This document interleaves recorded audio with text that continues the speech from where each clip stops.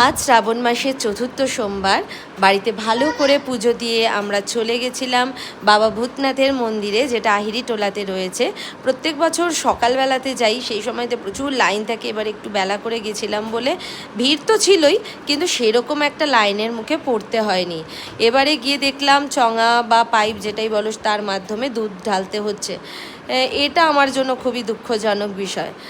সবসময়তে একদম সরাসরি দিতে পারি তো ওটা বেশি ভালো লাগতো। এনিওয়েজ, তাও বলবো যে ভীষণ ভালোভাবে পুজো দিতে পেরেছি আমি।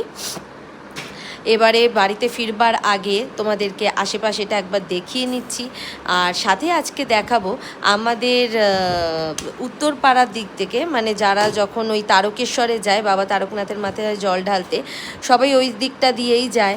তো বিভিন্ন রকম মূর্তি বানায় বা স্ট্যাচু বানায়, যাই বানাক বলো, তো ওরা বিভিন্ন সুন্দর সুন্দর জিনিসপত্র সাজিয়ে গুছিয়ে নিয়ে যায়।